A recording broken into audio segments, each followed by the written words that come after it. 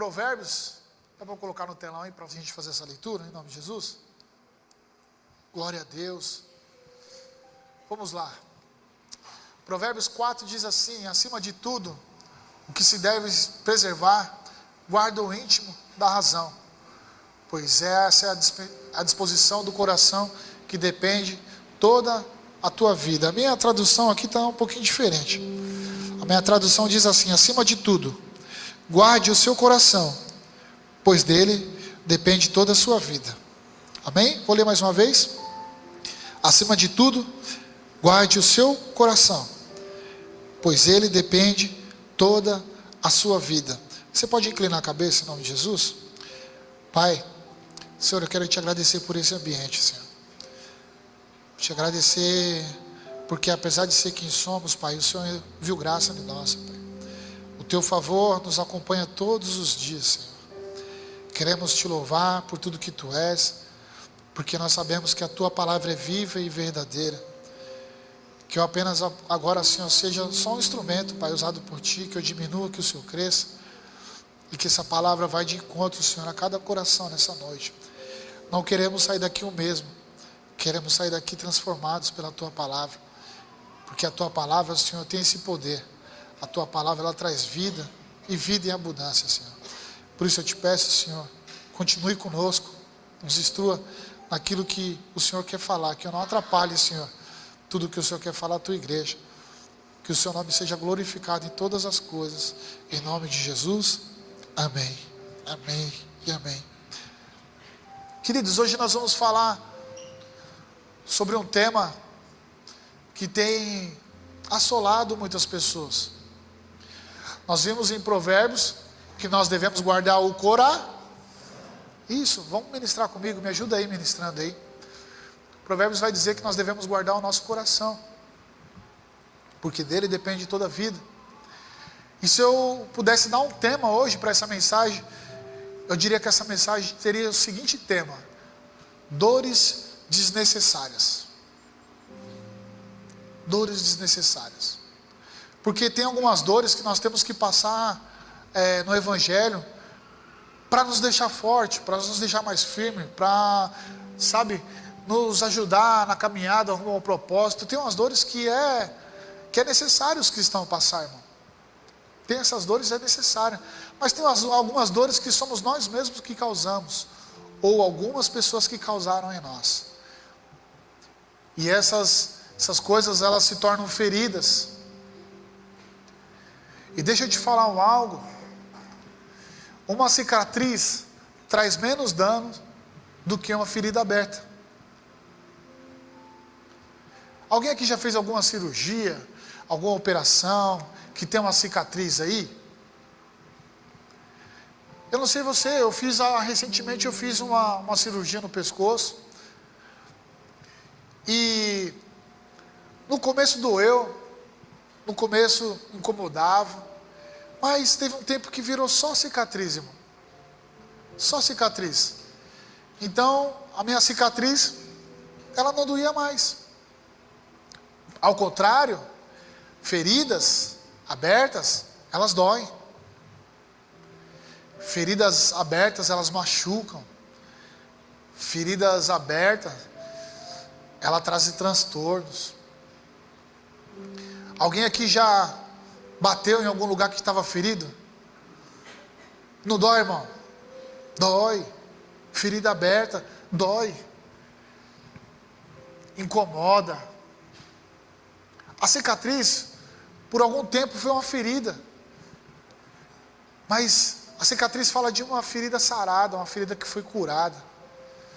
Tem umas marcas, mas não dói mais. Agora, pelo contrário, uma ferida aberta, ela dói, e dói muito.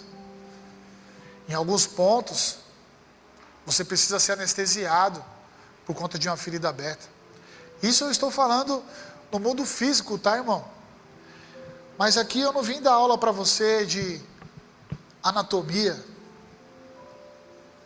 O Senhor instruiu médicos para tomar conta disso. Mas nós vamos falar hoje de uma ferida que causa morte.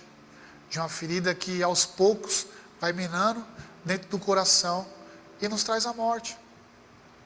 Feridas que nós trazemos de infância, ou por palavras, ou por situações, ou por traumas, que infelizmente, em algum de nós, essa ferida se mantém aberta.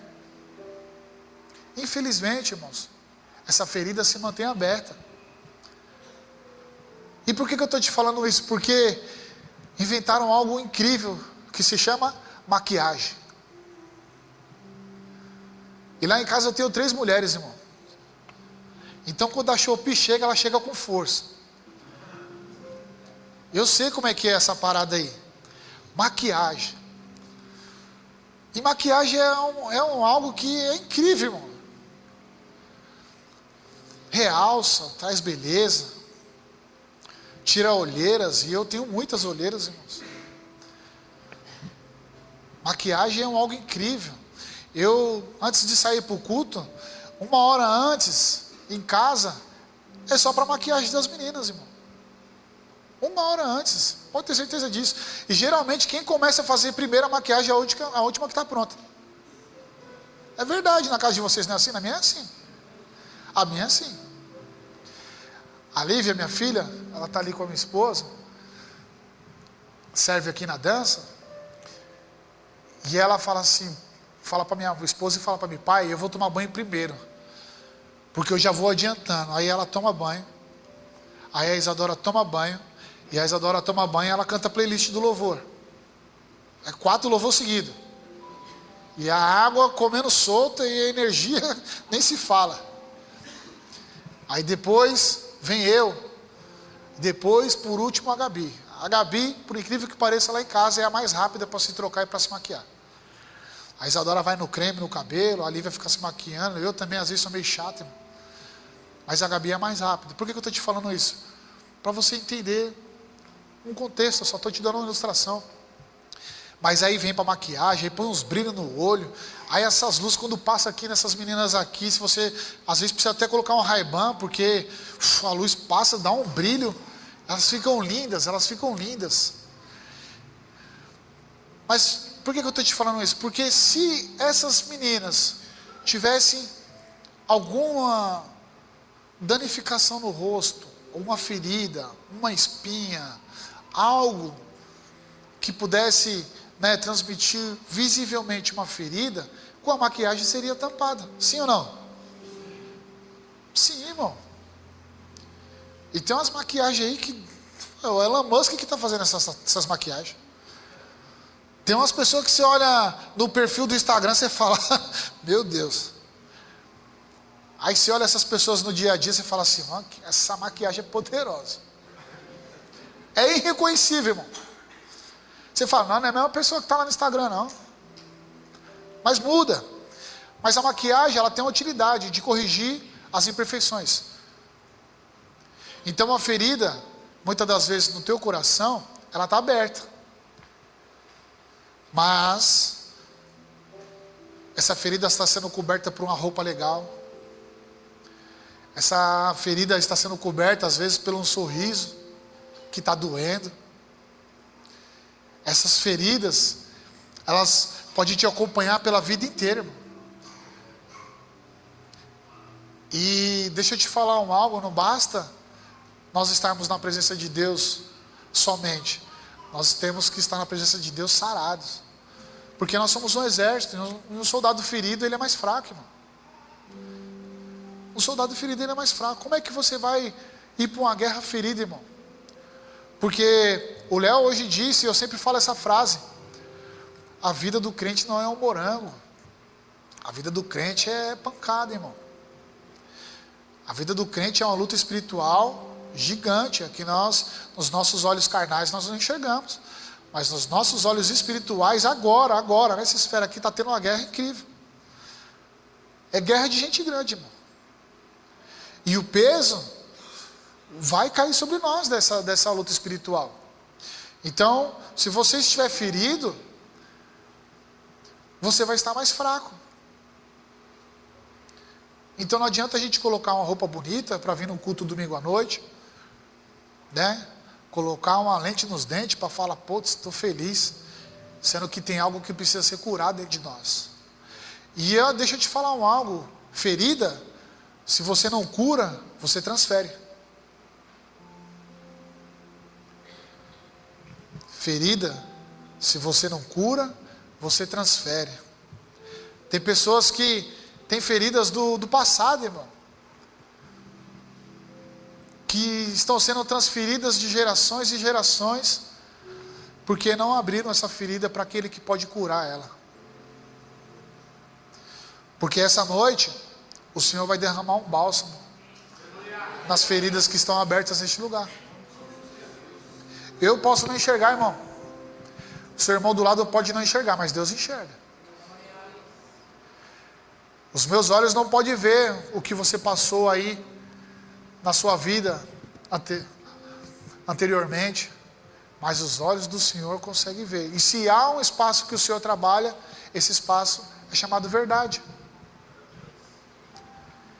Não tem como o Senhor atuar em uma pessoa, trabalhar na vida de uma pessoa, se ela não entregar a verdade na totalidade. Uma meia verdade é mentira, irmão. É entregar a verdade na totalidade. Porque existem pessoas que estão sofrendo por conta da sua ferida. A ferida que te machucou, que era para ser curada, agora está sendo transmitida de pessoa por pessoa. Geralmente uma pessoa mal-humorada, irmão, ela tem vários problemas. E os problemas só existem para ser resolvidos. E a gente não resolve. Porque a gente pensa que abafar a dor é curar a dor, e não é curador. Alguém já, aqui, eu falo dos homens aqui, que se tiver a minha idade aqui, vai saber, nós brincávamos na rua aí de golzinho na rua. Irmão, e aquela bola vinha, você pensava que era o Ronaldinho, quando você ia dar uma pelotada, o dedão na guia, pum, abria a cabeça do dedo. Os mais novos não vai saber disso não, irmão. Os mais novos não vai saber disso não. Que é a tampa do dedo parecendo a boca do palhaço. Os mais novos não vai saber isso aí não. E você joga água, Marcelo, joga água e não para de sangrar a parada, né, mano? Aí você chega em casa com o dedão estourado. Quem vê? A mãe. O que a mãe faz? Vamos lavar. Você vai lavar esse negócio agora. E é da hora que, tipo assim, para lavar a parada dói, irmão. Dói. Ainda mais que tinha aquela paradinha que inventaram lá na parte de baixo. Não foi no céu que inventaram, não. Inventaram lá na parte de baixo, chamada mertiolate. Isso não era de Deus não, irmão. Uma gota daquilo fazia nós subir no terceiro céu. O da mãe olhava e falava assim, esse vai curar. Eu falei, meu Deus, essa cura tem dor mesmo. Alguém já passou por isso, irmão? Teve uns dias atrás aí que nós estávamos no estacionamento, organizando a Festa das Nações na sexta-feira. E eu tô lá, irmão, na maior correria, barraca e tal. E a minha filha mais nova, ela é meia peralta, irmão. Ela é chapa quente, irmão. E aí eu tô observando que tem umas 3, 4 pessoas tirando um monte de espinho dela. Não, eu arrumando aqui a barraca antes. E aí, eu olhando aquilo ali, eu falei, o que aconteceu com essa menina? O que pegou ali, mano? Acabou que a minha esposa chegou em mim. Você não sabe o que a Isadora fez, mano. Falei, manda que eu não me surpreendo mais com nada. Ela brincando no estacionamento, nós não tínhamos limpado a parte lá atrás. O que ela fez? Pensou em estar de paraquedas. Foi lá no fundo, lá no espaço vazio, e pulou no meio do mato. Lá tinha madeira, ferro, um arame. E voltou toda cheia de espinho. Graças a Deus foi só cheia de espinho. Rapaz, eu fui brincar, mas você não tem juízo não, velho. De noite, pular no meio do mato, mano, não tá vendo nada. E tirar os espinhos, doeu. Então o que eu quero te dizer? Que limpar a ferida dói, irmão. Limpar a ferida vai falar de entrar num lugar que você ainda não tem autoridade para fazer, porque só pode limpar a ferida quem tem autoridade para limpar a ferida. Só tem autoridade para limpar a ferida quem conhece a ferida. Só tem autoridade para limpar a ferida quem sabe o que está fazendo. Então você não pode pegar a sua ferida em qualquer lugar, qualquer pessoa. Porque dependendo do lugar que você vai levar a sua ferida aberta, ela vai vir mais contaminada ainda.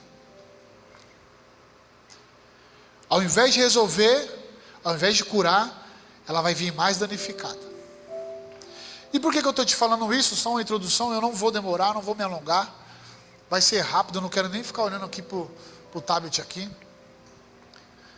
Porque é necessário uma ferida aberta e quem não tem autoridade. E de repente essa ferida na sua vida abriu não agora, mas abriu na sua infância. Uma palavra que você ouviu. Irmãos, eu não sei vocês, mas eu sou filho de pais separados. Minha mãe separou do meu pai, eu tinha 4 para 5 anos. Desde então eu comecei a trabalhar para ajudar minha mãe. Então na minha infância eu escapava para jogar bola na rua. Depois que trabalhasse, com 6 anos de idade, 6 para 7, eu escapava. E eu vim tendo alguns períodos na minha vida que me marcaram, que me deixaram com algumas traumas. O trauma da falta de paternidade, mano. O trauma de ver alguém tendo algo e você não conseguir ter. O trauma de ver a sua mãe não comendo para te dar comida. Então você carrega esses traumas. Eu carreguei esses traumas, irmão. E eu tenho certeza que a sua vida não foi um morango, não. Teve algumas novidades na sua vida também. Eu tenho certeza que não foi só a Playland na sua vida, não. Teve uns terrenos, uns barrancos aí com uns arames que você pulou nele. Teve, irmão. Não é fácil para ninguém. Mas eu vim trazendo isso. E falando de paternidade, quando eu casei, a primeira coisa que veio na minha mente, eu falei, eu vou ser um pai melhor, um pai que o meu pai não foi para mim. Essa era a minha mente, ela trabalhava desse jeito. Hoje minha filha vai fazer 18 anos a mais velha. Então eu carreguei isso por uma vida inteira.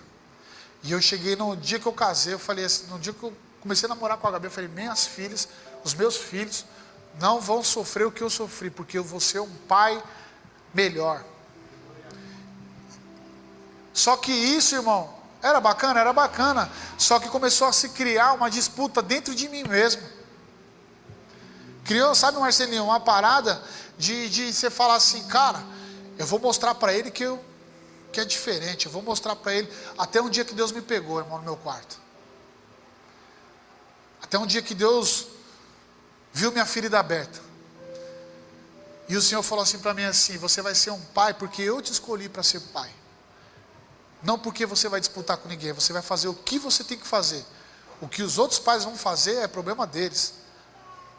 A sua parte você vai fazer porque eu te concedi esse privilégio de ser pai. E ser pai é algo incrível.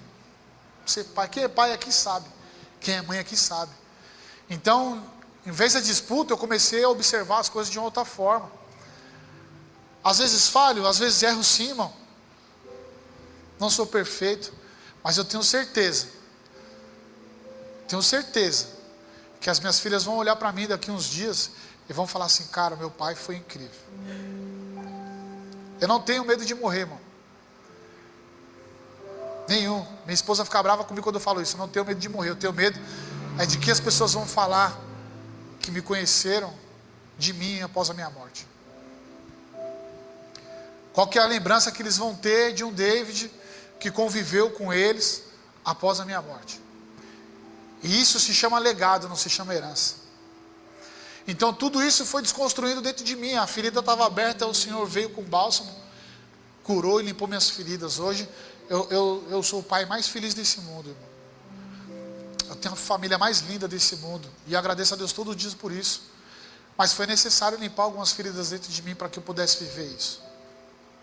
Hoje eu falo, vocês não, às vezes a maioria aqui não sabe, o filho do Marcelo é namorado da minha filha.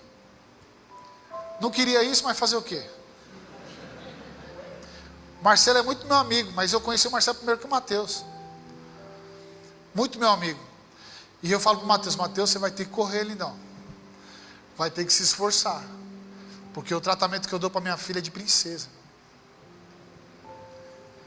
E ela não vai aceitar nada menos disso. Porque ela foi criada dessa forma. Ela foi criada para ser uma mulher de Deus. Sabe, uma mulher que edifica a casa. Então, negão, vai pôr na barba de molho aí, irmão. Vai pôr na barba de molho. Porque você ser tratado assim como você é tratado, é algo incrível, irmão. É algo incrível. E muitos não querem, né? Então, todos esses traumas, essas feridas abertas, às vezes foi um abuso na infância, irmão. E um abuso na infância, ela leva a vida inteira para a pessoa ser curada. Às vezes foi uma palavra não bem colocada. Às vezes uma pessoa que está te testando, te provando, isso causou essa ferida em você. Às vezes é na família, irmão. Dor maior do que ser traído dentro da família, eu acho que não existe. Eu acho que não existe. Eu fico imaginando Jesus, irmão. Recebendo os açoites, Jesus andou com os discípulos 3 anos. E se você anda com alguém 3 anos, é porque você entende que essa pessoa, ela tem uma liberdade de lutar por você. Porque se você está aqui, nós estamos aqui 15 anos, irmão. Quando nós abrimos a oração ali na porta ali, eu olhei para a Hélida, olhei para a Verônica, olhei para o Anderson, que são as pessoas que estão mais tempo. Hoje de manhã eu falei com o Peu, que há 15 anos essas pessoas servem na casa do Senhor. Fazem de tudo para que você chegue aqui e seja bem recebido, oram pela sua vida, e nós precisamos reconhecer isso. Tem uma galera top, meu, que está servindo com a gente agora. Nós precisamos lembrar dos remanescentes. Precisamos lembrar. De vez em quando é bom lembrar. E por que eu estou te falando isso? Jesus, ele começou a ser açoitado. Jesus tinha andado com 12 discípulos. Um tinha traído Jesus. Restaram 11. E a parada estava doida, irmão. O negócio estava terrível. E toma chicotada, e toma açoite. E é xingo, e é isso e aquilo. Aí Jesus vai olhar para o céu e vai falar assim, ó, Pai, perdoa eles. Porque eles não sabem o que fazem. Agora imagine, irmão, você sendo açoitado, assolado, pessoas que você instruiu para andar do seu lado, um foi para o lado, outro foi para o outro, e você está sofrendo os açoites. Aí essa pessoa vai falar assim, pô Marcelo, Pai, perdoa ele, Pai. Pai, perdoa ele. As pessoas que estão batendo em Jesus, Pai, perdoa ele. Perdoa ele, que eles não sabem o que fazem. A chave de uma ferida curada é o perdão, irmão. Quantos perdão você não disse ainda, irmão? E você está carregando isso na sua vida. Às vezes a sua vida está um pouco travada, mas só vai destravar com o perdão, com a ferida fechada. Olha o que a Bíblia vai dizer em Gênesis. Vamos lá, agora eu vou ter que olhar aqui porque minha memória também não ajuda muito não, irmão. Gênesis 25, 19. Você que está com sua Bíblia aí, abre aí rapidinho. 15 minutinhos e já termino. Você vai ver como a forma que você foi tratado na sua infância, a forma que você foi tratado lá atrás, transmite para as próximas gerações. A palavra vai dizer assim, essa é a história da família de Isaac, filho de Abraão, que gerou Isaac, o qual aos 40 anos se casou com Rebeca, filha de Betuel, o arameu de Padã Arã, irmã de Labão, também arameu. Isaac orou ao Senhor em favor de sua mulher, porque ela era estéril. E o Senhor respondeu à sua oração. Rebeca, sua mulher, engravidou. Os meninos se empurravam dentro dela, pelo que disse, por que está acontecendo isso? E ela foi então consultar o Senhor. E disse-lhe o Senhor, duas nações estão em seu ventre. Já desde as suas entranhas 2 povos se separarão. Um deles será mais forte que o outro, mas o mais velho servirá ao mais novo. Vamos lá no versículo 28. Para mim não é lugar. A Bíblia diz que Isaac preferia Esaú, porque gostava de comer as suas caças. Rebeca preferia Jacó. Então grava aí. Isaac preferia Esaú. E Rebeca preferia Jacó. Então vamos lá. Qual que é essa história? Isaac gerou 2 filhos com Rebeca, Esaú e Jacó. E aí, se eu for falar aqui para vocês de Jacó, o que vai vir na sua mente? Jacó enganou seu irmão. Amém? Vocês conhecem a história de Jacó? Jacó lutou com o anjo. Amém? Vocês já ouviram essa história? De Jacó lutou com o anjo? Só que a Bíblia fala que os 2 que tinham a mesma idade, eles viviam num contexto em que o pai gostava mais de um e a mãe gostava mais do outro. Olha que negócio doido, irmão. E todo mundo fala, a mãe tem aquele filho mais preferido. Ou eu estou mentindo aqui no altar, irmão? Alguém já falou isso? Eu já escutei muito isso. Minha mãe gosta mais de tal. Meu pai gosta mais de tal. E isso é um sentimento, irmão, que vai germinando dentro do coração.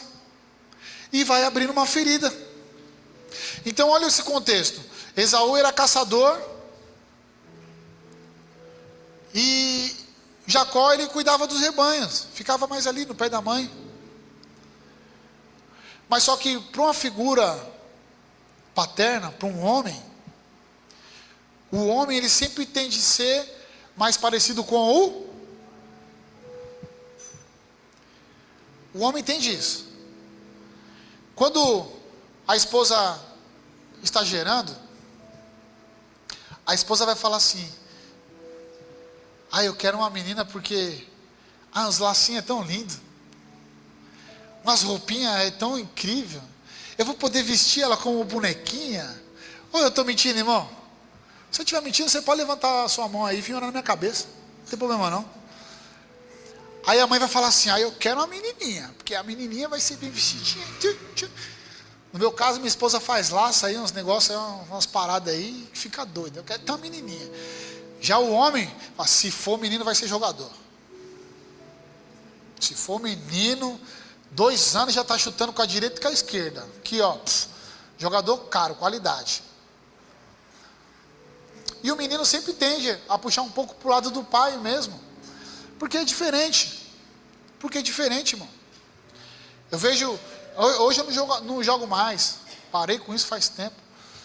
Mas eu ia para os campos jogar e eu via, sabe, os pais levando os meninos e os meninos tudo doido, mano. Abriu o portão do campo, os moleques já chegavam chutando tudo. Se o juiz falasse alguma coisa, ele chutava a canela do juiz.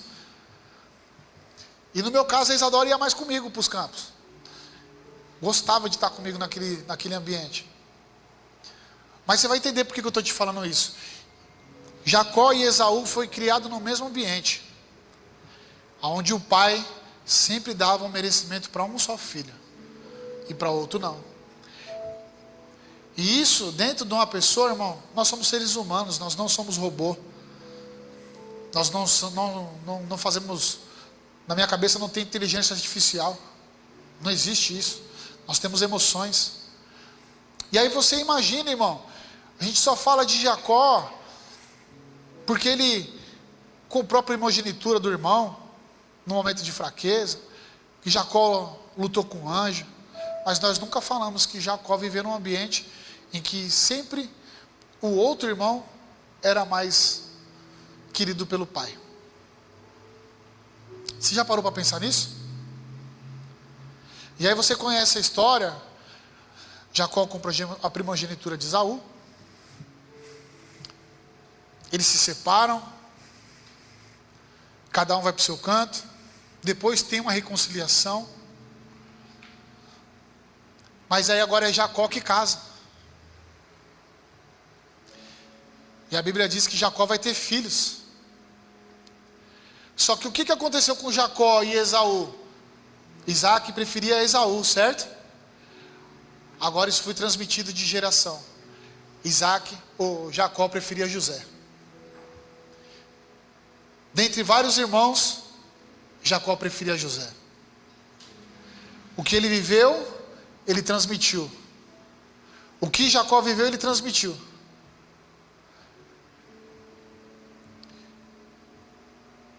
E agora, José é o filho querido.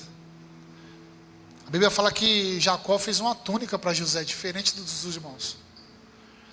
E isso criou uma rivalidade dentro de casa. Criou algo estranho dentro da própria casa, onde os irmãos tramaram matar José. Olha que parada doida, irmão. Você fala assim, pô, ele ama mais o outro. Eu não sei se você já pensou nisso, mas eu vou refrescar a sua memória agora. Às vezes você já pensou assim, pô, por que Deus abençoa mais aquele irmão e não me abençoa? Por que Deus faz isso para ele e não faz isso para mim? Deus tem filhos preferidos? Você já escutou isso? Eu já escutei isso. Deus tem filhos prediletos? E deixa eu te responder, Deus não tem filhos prediletos. Jesus não foi entregue só pela minha vida ou pela sua vida que está nesse banco. Jesus foi entregue para a mulher que está se prostituindo agora. Jesus foi entregue para o cara que está se embriagando, por um drogado. Jesus também foi entregue para um assassino. Foi entregue para todos. O amor de Deus para os seus filhos, ele é nivelado. Mas há algo que uns têm mais do que os outros, que é obediência, que é renúncia e que é honra. Então, se você tinha esse negócio na mente, por que Deus abençoa mais um ou abençoa mais outro? Os propósitos de Deus são um mistério que só Deus consegue explicar. Mas é bem certo que existem filhos que são obedientes, filhos que renunciam às suas próprias vontades e filhos que honram o pai. Esses têm um lugar melhor, irmão. Tem umas bênçãos separadas para esses filhos. Mas vamos voltar aqui. Então, Jacó viveu um tempo dentro de casa, onde seu pai gostava mais do seu irmão, e agora transferiu isso, agora com seus filhos, agora quem é o mais preferido é José. Então os irmãos tramaram contra José. Você conhece essa história? Venderam José para uma carreata, para ser escravo, e José vai parar no Egito, na casa de Potifar. Só que há um relato na Bíblia, que é incrível. A Bíblia vai dizer que José, ele tinha o favor de Deus. Bata no seu peito aí e fala assim, eu tenho o favor de Deus. Não, mas pode falar e para o inferno ouvir, eu tenho o favor de Deus. Eu tenho o favor de Deus. Amém, aleluia. Você pode falar assim bem alto, hoje o inferno perdeu. E fala mais alto aí, irmão. Hoje o inferno perdeu. Aleluia. Você tem o favor de Deus, irmão. Você tem o favor de Deus. Então José tinha o favor de Deus. Aí José, só para resumir a história, José vai para a casa de Potifar, e o favor de Deus estava com José, e a casa de Potifar começou a ser abençoada, a ponto de Potifar entregar para José toda a direção, a administração da casa. E eu vou acelerar. E aí José começa a administrar a casa, as coisas vão fluindo, vão acontecendo. Aí aparece a mulher de Potifar, irmão, misericórdia, tentando José de todos os lados, cercando, fazendo algumas coisas ali para que José caísse. Se tivesse um Avon, ela colocava um Avon. Se tivesse um Ademilos, ela colocava um Ademilos. José passava no corredor, ela, achou. Aí José, o que José fez, irmão? Correu. José saiu. E José foi chamado de mentiroso e foi jogado na prisão. Você conhece essa história? E a história vai falar que José era sonhador, que José revelava sonhos. Só para resumir aqui para vocês. E Faraó teve um sonho, e José revelou esse sonho para Faraó. E aí, José agora, que era vendido como escravo, agora é governador do Egito. O favor de Deus estava com José. Amém? Mas só que José viveu uma vida lá atrás. José foi traído pelos próprios irmãos.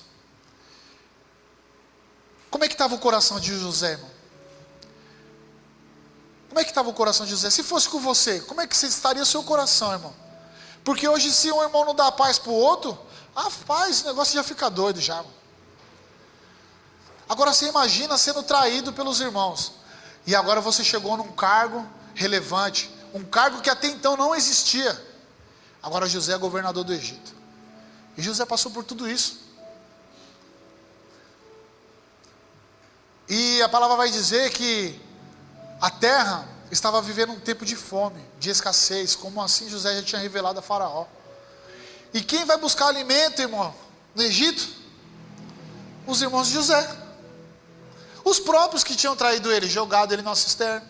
Os próprios que venderam ele para uma caravana, vendeu ele como um escravo. O próprio. Só que José agora está na outra patente, irmão. José agora está no outro nível. Agora José abaixo de Faraó é quem comanda o Egito. Tudo o que acontecia no Egito passava por José. Tudo. Patente alta agora, irmão. Só que atrás dessa patente alta tem um passado de construção. Às vezes você vê aqui o bispo ministrando uma palavra poderosa, e como eu amo ver o bispo ministrando, irmão. Os nossos irmãos aqui ministrando, aqui só tem cara fera, irmão. E você olha assim, os olhos chegam a brilhar, irmão. E você fala assim, que Deus escolheu o bispo, Deus escolheu o Alan, Deus escolheu a Hélida, Deus escolheu o Marcelinho ali, escolheu sim, irmão. Mas por trás disso teve uma construção, teve renúncia, teve um monte de coisa que você não viu, as coisas que aconteceram atrás da cortina. E agora José está aqui, ó, na patente alta, irmão. E bateu a fome no Egito. Então os irmãos de José, que não sabiam que José era governador, vai até o Egito para procurar comida. E agora? Você alimentaria alguém que te traiu, irmão? Você alimentaria alguém que causou uma ferida, um dano na sua vida? Você alimentaria? É pesado, né? É pesado. Você acolheria aquele que um dia te vendeu? Você acolheria um dia aquele que te entregou para ser escravo? O jogo virou. José agora é o governador. Só que incrível demais, irmão. Incrível demais. Isso é uma lição para nós. Abra sua Bíblia aí em Gênesis 45. E eu já estou partindo por fim. Se você quiser ficar de pé, já pode ficar de pé em nome de Jesus. Ministério de louvor. Já estou no fim, irmão. Já estou no fim.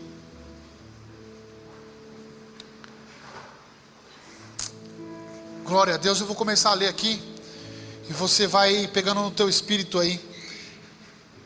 Essa altura, José já não podia mais conter-se diante de todos que estavam ali e gritou: façam sair todos. Assim, ninguém mais estava presente quando José se revelou aos seus irmãos. Ele se pôs a chorar tão alto que os egípcios ouviram, e a notícia chegou no palácio do faraó. Então José disse aos seus irmãos: eu sou José. Meu pai ainda está vivo?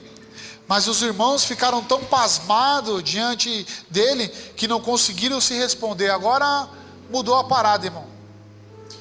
Agora, imagina para o cara que traiu. Imagina para o cara que traiu olhar para o cara que foi traído. Imagina, irmão. Imagina você que foi traído e olhar para o cara que você traiu. E você precisa dele para poder se alimentar, irmão. E mais que isso, esse cara não sabia que esse cara era o irmão dele. Então vamos lá, para não perder aqui. Chegaram mais perto.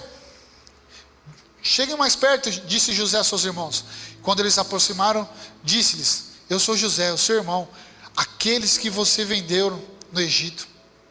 Agora não se aflijam, nem se recriminem por terem me vendido para cá, pois foi para salvar a vida que Deus me enviou adiante de vocês. Já houve 2 anos de fome na terra, e nos próximos 5 anos não haverá cultivo nem colheita, mas Deus me enviou à frente de vocês para lhe preservar uma remanescente nesta terra, e para salvar-lhes a vida com grande livramento. Assim, não foram vocês que me mandaram para cá, mas o próprio Deus. Ele me tornou ministro de Faraó, e me fez administrador de todo o palácio e o governador de todo o Egito. Voltem depressa ao meu pai e digam: assim diz o seu filho José, Deus me fez senhor de todo o Egito. Vem para cá e não te demores. Tu viverás na região de Gozém e ficarás perto de mim. Os teus filhos, os teus netos, as tuas ovelhas, os teus bois e todos os teus bens. E eu te sustentarei ali, porque ainda haverá 5 anos de fome. Do contrário, tu, a tua família e todos os seus rebanhos acabarão na miséria. Vocês estão vendo com os teus próprios olhos, eu, meu irmão Benjamim também, que realmente sou quem estou falando aqui com vocês. Contem a meu pai quanta honra me prestam no Egito, e tudo o que vocês mesmos testemunharam. Tragam meu pai para cá depressa. Então ele se lançou chorando sobre seu irmão Benjamim e o abraçou. E Benjamim também o abraçou chorando. Em seguida beijou todos os seus irmãos e chorou com eles. E só depois, quando os seus irmãos conseguiram conversar com ele, quando se ouviu no palácio do faraó que os irmãos de José haviam chegado, o faraó e todos os seus conselheiros se alegraram. Olha o que aconteceu aqui agora, irmão. O cara que foi traído pegou os traidores na necessidade. Se a ferida do cara está aberta, o que ele vai fazer? Deixa eles com fome. Eles me venderam, deixa eles com fome. O que eles fizeram para mim? Fizeram mal. Então, façam mal para eles também. Deixa eles lá. Só que a ferida agora não era mais ferida, era cicatriz. José lembrava de tudo aquilo que tinha acontecido com ele, mas não lembrava mais com dor.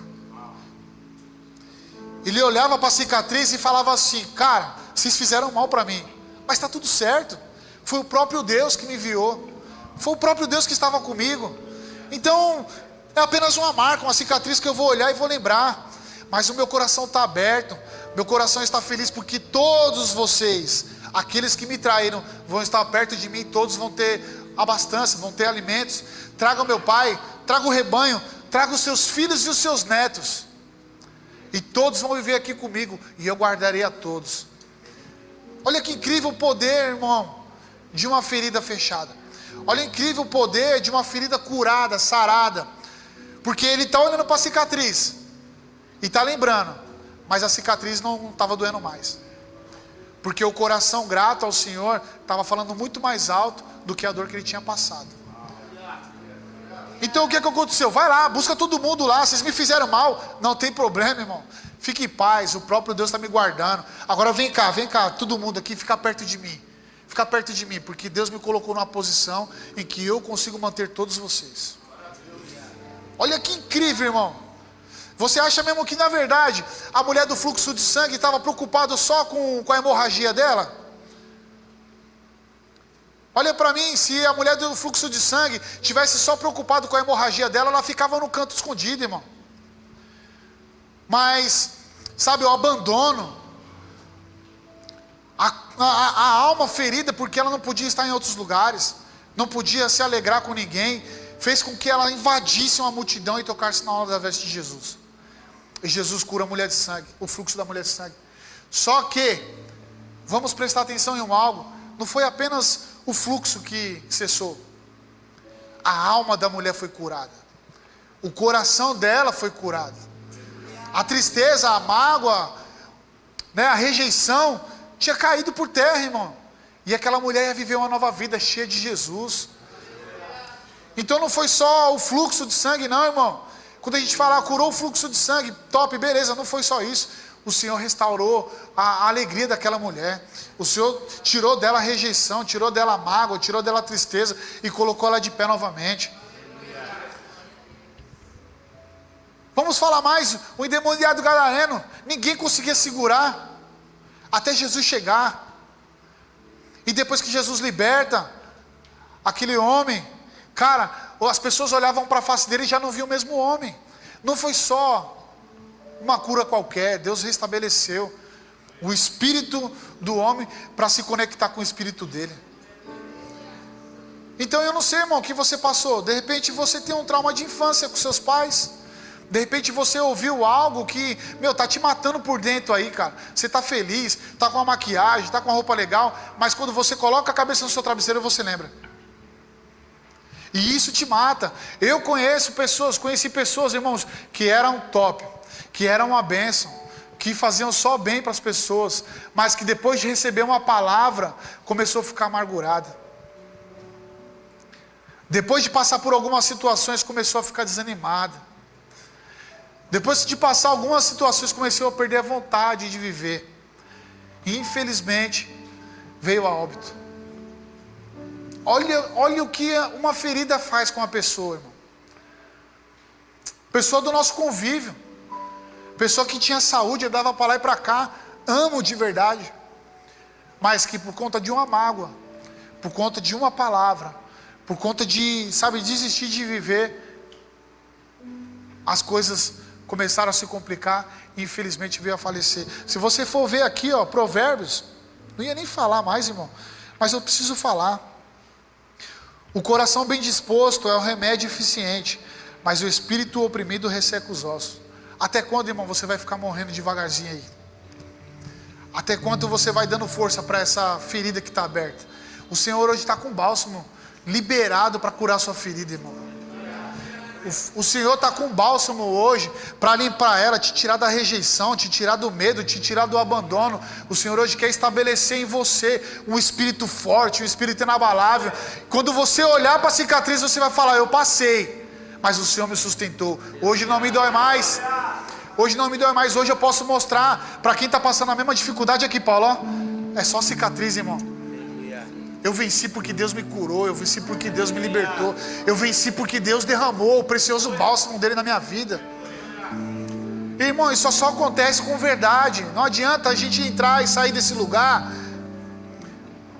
e tá tudo certo. Não tá tudo certo. Vai passar dias, vai passar anos, e essa ferida vai te consumir, vai te apertar, vai te fazer mal, vai te matar espiritualmente, irmão. O que Deus nos chamou para fazer aqui nessa noite? Cara, esse alívio uns para os outros e derramar bálsamo nas feridas. Eu não sei se você sofre rejeição. Eu não sei se você escutou uma palavra que, veio com uma flecha no teu coração e te fez desanimar. Eu não sei se você está olhando para o teu irmão e pensando assim: cara, ele é mais privilegiado que eu. Não, todos nós temos o amor do Senhor. Todos nós temos o favor dEle. Todos nós temos a misericórdia dEle. Basta nós acessarmos isso. Basta nós olharmos para dentro de nós e falar assim: sozinho eu não limpo. Não tem mertiolate nenhum que vai limpar essa ferida, a não ser as mãos do nosso Senhor. A não ser as mãos do nosso Senhor. E o Senhor está fazendo um convite para você nessa noite. Cara, se desprenda. Traga a sua verdade, mesmo que for feia a sua verdade, traga. Traga a sua verdade no altar, porque o Senhor está fluindo rios de águas vivas. Que quando tocar na sua vida, até as pessoas que te fizeram mal vão olhar para você e vai falar: cara, o que aconteceu? Aqueles que te fizeram mal vão te procurar para ser curado. Nossa, isso é pesado demais, irmão. Aqueles que te feriram vão olhar em você o brilho de Jesus e vão te procurar para que elas possam também ser uma pessoa melhor. Cara, é incrível. Os meninos vão louvar aqui ao Senhor. E eu sei que tem aqui, irmão, porque o Senhor não faz nada por acaso. Eu sei que tem gente aqui que precisa dessa cura, assim como eu precisei, assim como o corpo ministerial dessa igreja precisa todos os dias, assim como todos que estão servindo no culto ali, que não estão sendo vistos, precisam todos os dias. Você precisa dessa cura, você precisa dessa restauração, e o Senhor está com bálsamo. Agora vai de você. Quer voltar para casa do mesmo jeito? Ou quer voltar para casa restaurado? Quer voltar para casa do mesmo jeito e amanhã enfrentar mais um dia? Ou quer sair daqui e amanhã as pessoas olhar para você: o que aconteceu com essa pessoa? O que houve com essa pessoa? E aí você vai falar: foi as mãos do Senhor que entrou nas minhas feridas, tirou todas as chagas, as bactérias, tirou tudo e cicatrizou essa ferida. E eu estou olhando para ela não com dor, mas eu estou olhando para ela sabendo que Deus me libertou de tudo isso. Então você tem liberdade, tá, irmão? Se você quiser vir para o altar, você vem, nós vamos orar com você. Um abraço cura, uma palavra cura, e o Senhor está aqui para fazer tudo isso na noite de hoje, em nome de Jesus.